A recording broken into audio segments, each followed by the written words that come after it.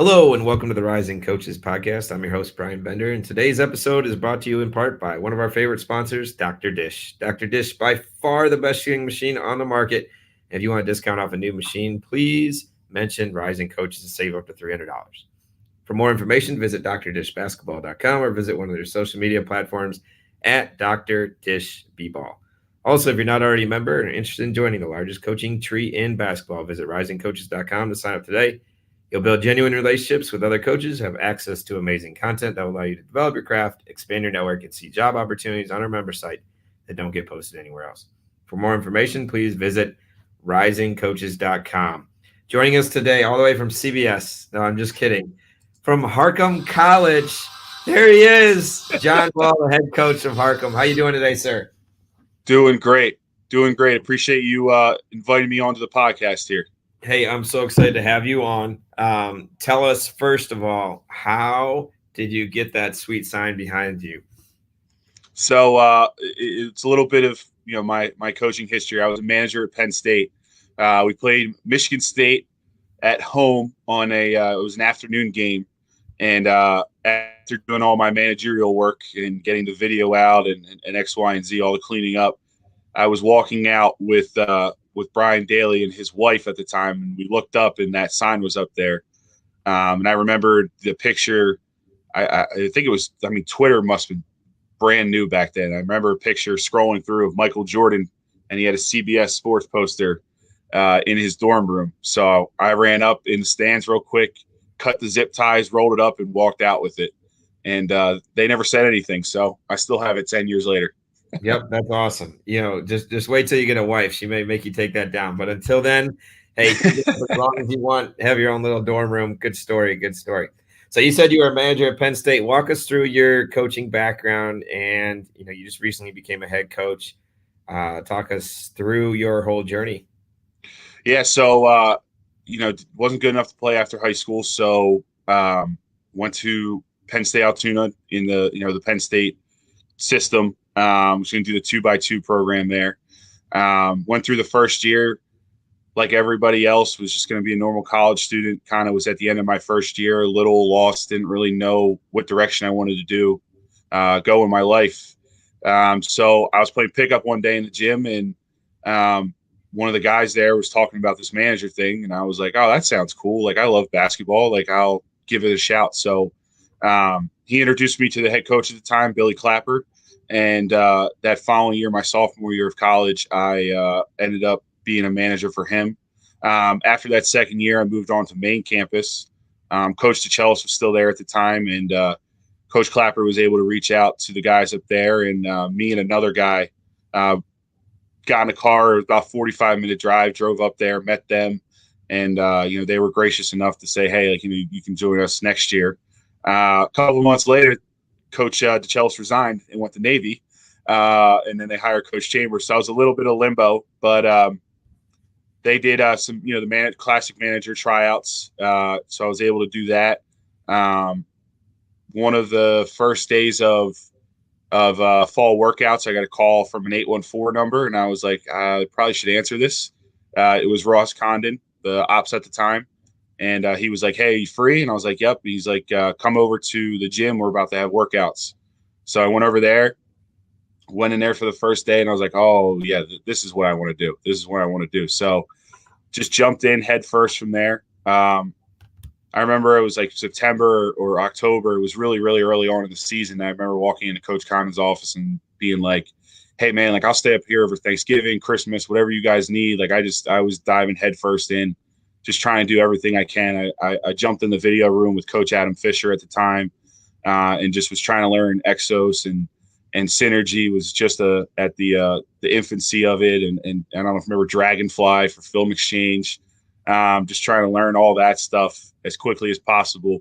Learning how to code, cut up practices, cut up games, film, all that stuff, and just kind of took off from there. And after my first year, they made me a head manager and did a couple more years. And after that, tried to get a few things, struck out like a lot of us do. Was able to get on at Westchester University with Damian Blair, be a volunteer assistant for a year. After that, I actually interviewed for the year before and didn't get it, but the guy who got it left after 1 year. So Coach Giannini called me from LaSalle and offered me the video coordinator position. I did that for 2 years, and after that, there was a position here at Harcum that I saw on Hoop Dirt, like all of us check every single day. And G at the time reached out to Coach Kelly, and the rest is history. I've been here for 5 years now. Tell us a little bit about, you just became the head coach. So tell us, you've had the job for what, a month? Yeah, about a month. I've probably known about 6-7 weeks now. Okay. So tell us how that transition has been and what has been like the biggest adjustment now that you've become head coach.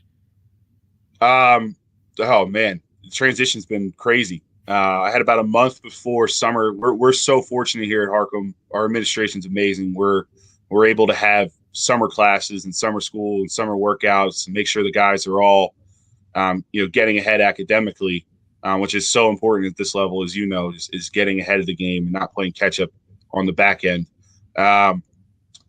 And so I had about a month to prepare for summer workouts.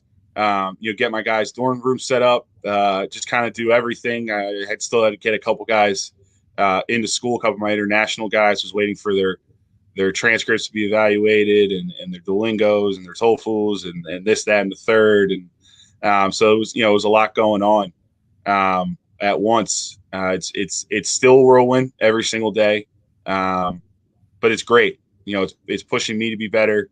It's pushing me to even build better relationships with my guys, because I know I'm going to be asking a lot of them every single day during the season. But it's great to have. We have 6 guys coming back from last year's team. When we were able to tell those guys the excitement that they had, for me was awesome. Just shows all the time and effort that I put into them and invest into them, that they feel the same way about me. So it's been exciting. It's been a lot. Everyone. A couple of people I told from the beginning, "Are you ready?" I said, "No, none of us are ready. Like, look, come on, let's not be crazy here." But every day is just trying to learn something new, trying to streamline this process a little bit easier, and just right now it's all about spending time with my guys in the summer. Yeah, how has building your staff been? It's been interesting. I was able to a couple of our guys we retained. So Mike Cherry, he was another manager at Penn State. He finished up his 3rd year last year.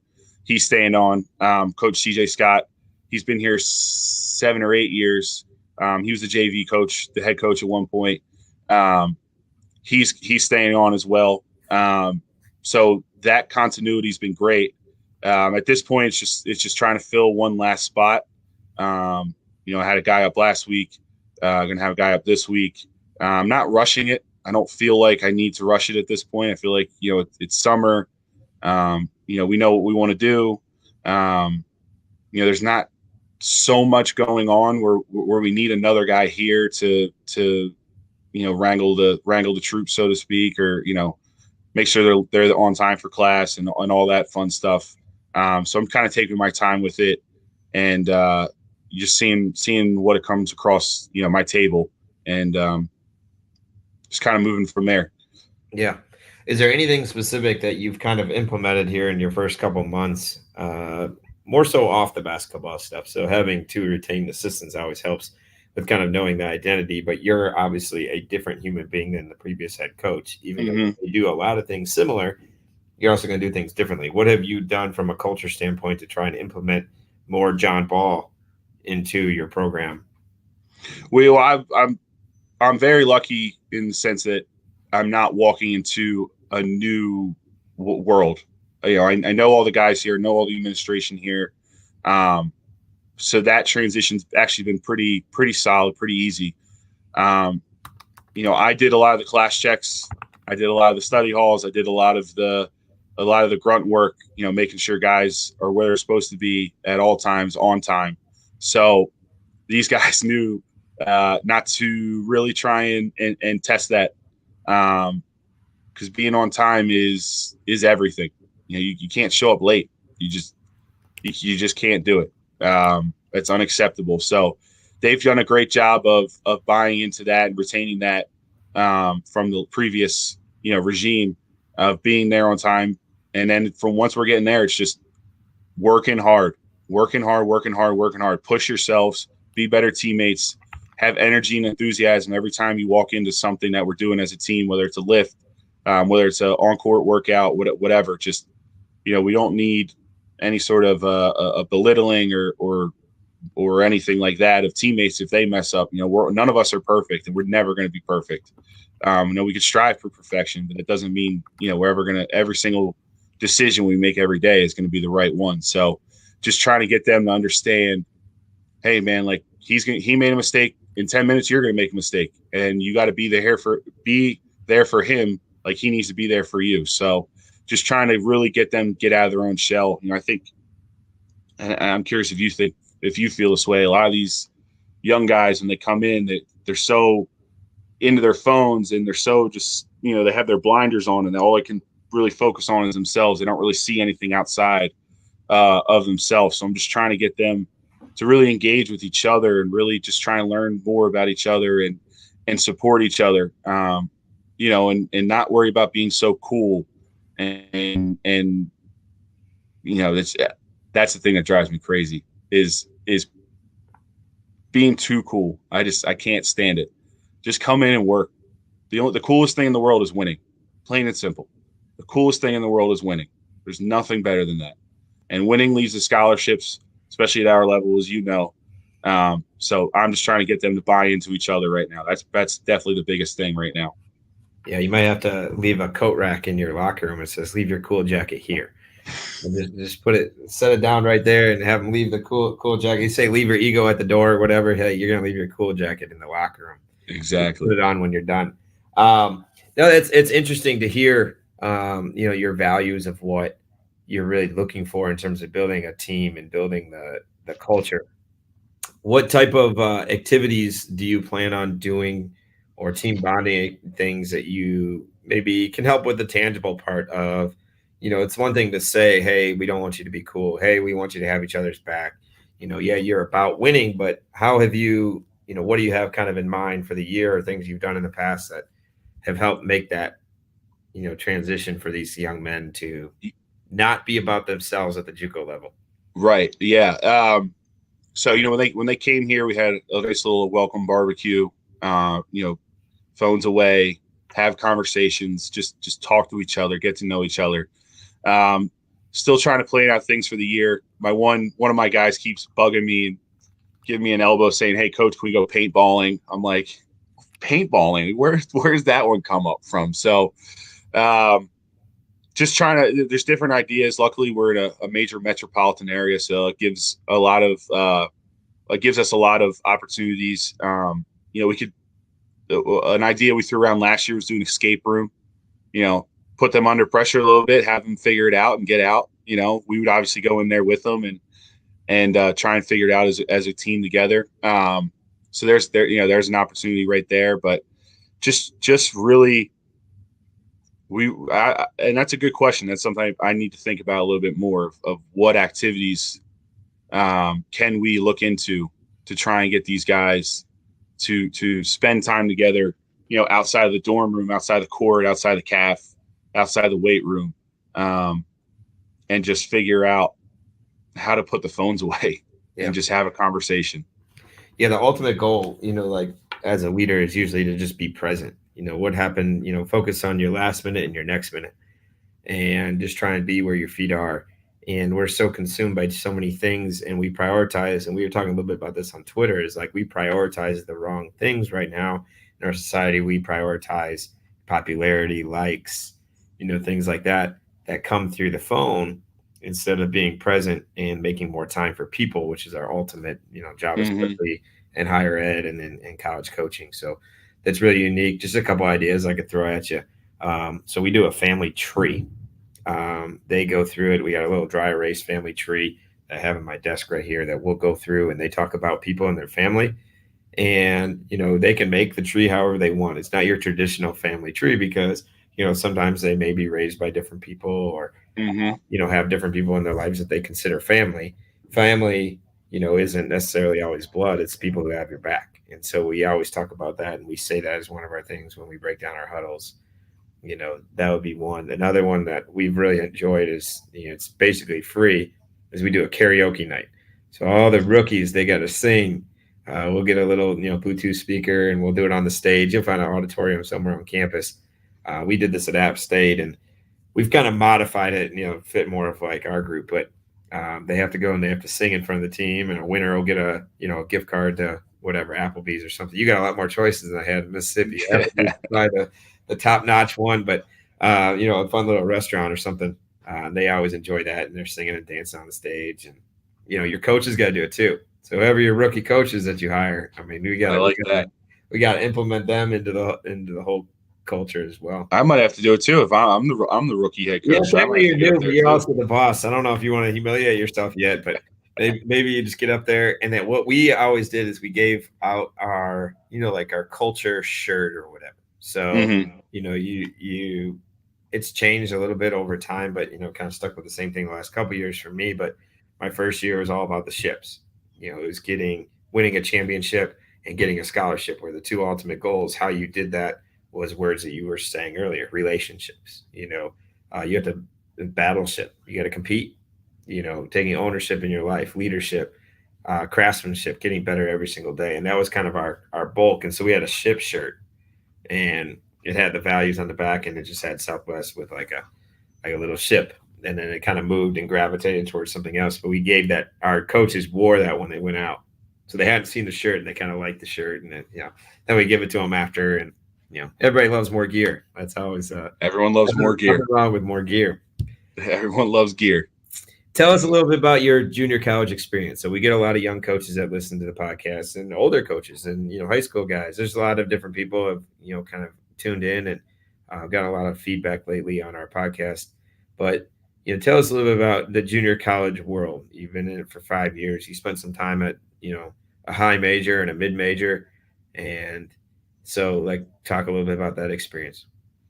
Yeah, it was. I mean, I credit my manager background, just having to wear so many hats and learning to be proactive and problem solving. I think that translated in such a great way for junior college, because every single day, you don't have 5 GAs, you don't have 4 support staff guys, you don't have an ops guy, a video guy. Some guys, a lot of guys don't even have 2 assistants. You got, even as the head coach, you got to do a lot of stuff yourself. So I think that's been great for me at this level. It's junior college is awesome. If you are a young coach, I cannot recommend it enough, because you have to learn how to do everything: academics, scouting, recruiting, obviously. I mean, you just have to do everything you can ever think of. And then there's things that you'll never, ever think you'll ever have to do that come up across your plate one day. And, you just got to get it done. You got to figure it out. And you have to do it on a shoestring budget. And it allows you to be creative. It allows you to think outside the box. It's such a great level in the sense too, because you get to recruit high level guys. You get to coach high level guys.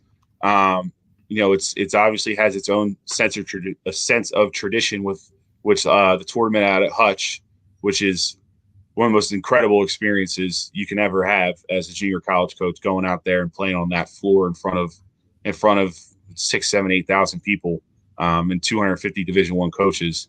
But then you get to expand your network.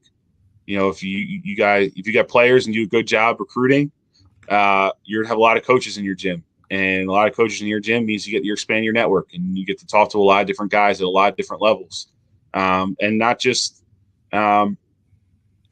schools that traditionally will recruit junior college. We're in a place where there's a lot of academic areas, a lot of academic institutions, and they'll come in and swing through. Ivy League schools, Patriot League schools, just to check out what's going on. So it's really me. Like I was like everyone, coming out of college, and I wanted to go be Division I guy. Just I'll go be an ops guy or video guy. I don't care. I just want to go back to Division One. I want to stay in Division One. You know, the level, like a lot of kids. You know, like they're level chasing. And you know, the reason I had to come here is I turned 26, so I had no health insurance, and I was able to come here and get some health insurance, and it was the best decision I ever made. Working for Coach Kelly for 5 years was incredible. Him and I fall on the same wavelength. He obviously built something here from scratch that's, you know, a national program now, and to be able to kind of come in there the last 5 years and help out in any way I can with him to continue, you know, the success that he's had the previous 12 years of before I got here was awesome. And him and I got along great. You know, the hardest part right now is not having him to bounce ideas off. You know, obviously I can call him, but I can't walk across from my office to his office and say, hey, I was thinking about this. Hey, I was thinking about that. You know, that's the most difficult thing now. You know, the buck stops with you now. So you got to make all those decisions. You got to make all those, you know, last minute and final adjustments. So, you know, he's going to be missed, but at the same time, you know, giving me the opportunity to be an assistant and now, you know, helping me sit over his seat and get this job. You know, I'm forever indebted to him. It's unbelievable. It's unbelievable. Yeah, you said something really important there, and you faced it, but you haven't really faced it yet. But the amount of decisions you have to make as a boss or a head coach, you think you get it, but sliding over, like, yeah, you could suggest all the ideas in the world as an assistant, but when you become a head coach, like, yeah, you could throw out some ideas, but at the end of the day, like, you have to make the ultimate decisions on so many things, and they come from so many different, you know, areas every single time. It's a unique position when especially first gets started. I'm going to circle back a little bit. You mentioned a manager tryout, and I'm kind of curious what do you mean by that? I mean, was it like manager Olympics? Who could wipe the sweat the fastest, the camera? You know, who can get the stool out there the quickest, fold the towels? I mean, what are we talking? Yeah, we had a stopwatch towel folding contest. You know, who can clean the floor the fastest? Who can set? No, so there was probably about 30 of us in the first day in the old video room up there, and a lot of it was simply just who's going to show up. You know, someone might do it 2 or 3 times and be like, "Nah, this is not what I want my college experience to be." You know, that eliminated some guys naturally, and then I feel like they wanted to kind of feel you out as you were around to see if they wanted you to be somebody to be part of their program and represent their program. Because even though you are a manager, you're not out there, you know, taking the game-winning 3 or drawing up the play or calling timeouts or whatever. If you do get in trouble or something, you still do represent the program. And I think, you know, a lot of people don't realize that. So I think that was a lot of it, but it was, you know, there was a couple of days where sometimes you'd come in the office and just help seal mail outs, you know, when those were still a big thing, and come in, wipe sweat, fill the fridge, you know, set up the camera for practice, set up make the Gatorade, just, you know, everything that makes the program kind of tick in the background there, and allows the coaches to just focus on basketball and make their lives a little easier every day. So yeah, a lot of it was just, you know, are you going to continue to show up? Are you going to show up every day? Are you going to be engaged? Are you going to have energy? You know, Coach Chambers, we couldn't just sit there like bumps on a stump. We had to be clapping and full of energy. And when somebody, you know, took a charge or dove on the floor, you know, you had to help. You had to run over and sprint and help them up and wipe the floor just like the players did. So, you know, he wanted that rah-rah energy from the managers as well to kind of, you know, just keep the momentum going forward up there. So, yeah, manager tryouts were fun. They were interesting. That's awesome. Yeah, my manager story to get the job was a little bit different. I asked like 2 or 3 times throughout the summer, and when I first got there in the fall, they kept saying no. And after I went back to the office like 3 or 4 times, they're like, "You need to stop coming. Does your schedule fit? Like, sure, you can work for us. Like, leave me alone." Like, and it worked out pretty well. And then, our first weekend, it used to be like the first day of practice, like you always went on a retreat. So like October 15th was the day, and we went to, some other town for a few days, and we would practice and do 2-a-days, and it was like kind of like a team bonding activity. And I had no idea what I was doing. Like literally just showed up, and we had our own house. We had a manager house. Like it was kind of like a cabin. And we were all different beds and rooms, and like I'm a 18-year-old freshman with all these older guys, and it was interesting experience. We'll put it that way. Yeah, that's I pretty. did it quickly. We had a manager one time. Coach didn't tell any of us, obviously, but the other coaches knew. He brought them in, and they were getting ready to do a workout. It was a team workout, and just going crazy. And all of a sudden, he's like, "All right, let's go outside." So we're all standing there, like, okay, like, and the players start running outside, and there's vans out there, and they go bowling. Well, one of the managers ran out with the players, and he went bowling with all of them. But while all of us stood there the whole time, like, all right, what is going on? Where did they just go? They didn't tell any of us. It was pretty funny. He got to have that experience while the rest of us had to clean up the practice we just set up for. That's too bad. That's too bad. Next time you would have ran faster that car. It was right. Who knows? We'll flip another page here. So, at Harcum, you guys have done a phenomenal job. You talked about your Hutch experience, recruiting, and you've had a lot of international students. How have you, found those players, and how have you, culturally kind of helped them adjust to being in America? I'm bringing in quite a few. I'm always kind of curious who's had success with international students, getting them here and producing and helping them continue on to a 4-year college. How have you done that? Yeah, finding them. Some of them are already here, as you know. They're either in high school. Somebody helps them get over here early, and they're in high school, or they end up at a prep school. So that makes it a little easier. You can get eyes on them. Makes the I-20 situation a lot easier. We've always had a lot of international flair. We always, every year, it's 5, 6, 7 guys who are from overseas. And I think that really helps because they're all kind of in the same situation together. I know one year we had like 6 or 7 guys, and 6 of them spoke French.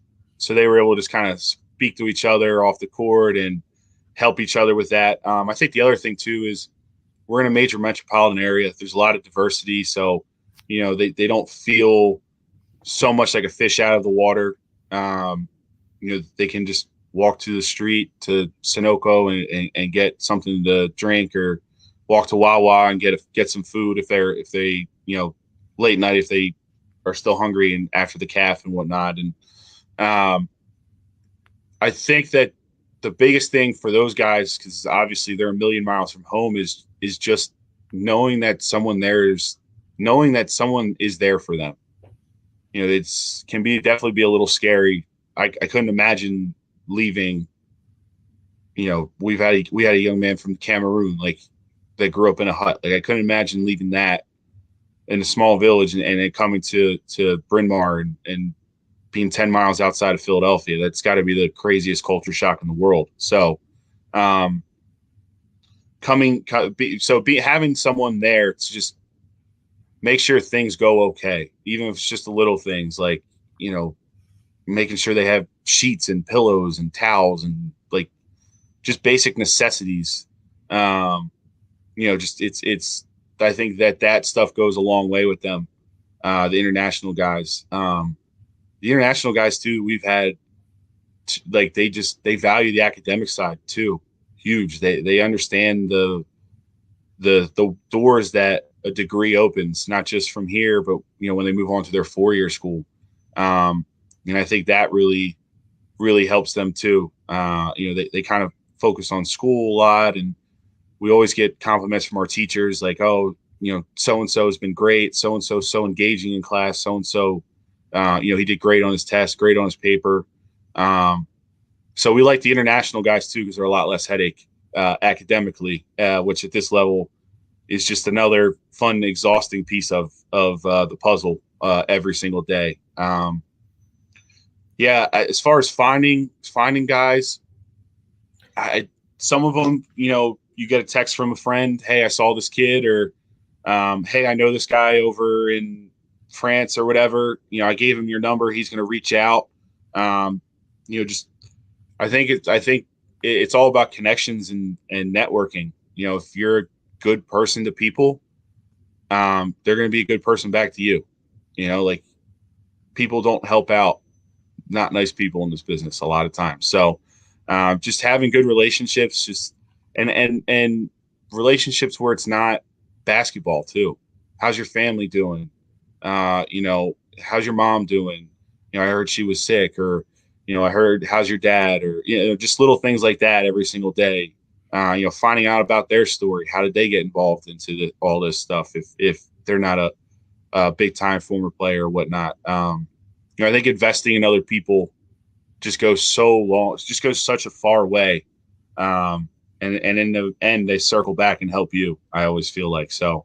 Just be a good person. Simply, I think that it doesn't matter in the end. I think that just helps. Yeah, great advice, and we all need to hear that, not just coaches, but everyone in our society. Just be a good person. It helps, goes a long way. Give us one thing that you believe in that others may think is uncommon or weird. Well, it's funny. I didn't really believe it when I first got here. But, Coach Kelly was, and the game is transitioned. So I guess this isn't really a great answer, but let's shoot a lot of threes, even if it's early in the clock. If we can get the ball outletted to the sideline and up the sideline, and our wing is where he's supposed to be, and he has a wide open shot, shoot it, see what happens. There's chaos going on the floor. Even if he misses it, our five could be running down the middle of the floor and get the offensive rebound, and then bang, you're right back into what we do anyway, the press. I was coming from Coach Chambers and Coach Giannini that were playing 60, 65, 70 possession games. And it's obviously it's a little different at this level. Players aren't as good or as skilled yet as at that level.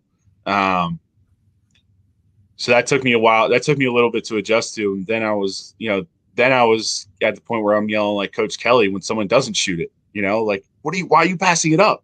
It's an open shot. Just shoot it, So I think that would probably be basketball philosophy wise, something that was a big adjustment for me and something that I have now since bought into and enjoyed that part of the game. Yeah. Finding, we used to say there's bad shots, there's good shot, and there's no shot. So at least you get a shot. I mean, that's half the battle sometimes. But usually that's not an issue in JUCO. The game happens so quickly. And yes, another adjustment, you talked about the possession count. Now you played for guys that play a little bit slower, but no timeouts. Like the timeout, there's no medias. So like you go from having the media timeout where you get 4 bonus timeouts and you kind of know when they're coming, you kind of manage a lineup, you could sub based off knowing a timeout's coming. And that completely is just non-existent in JUCO. Like literally, that's why you have some crazy runs.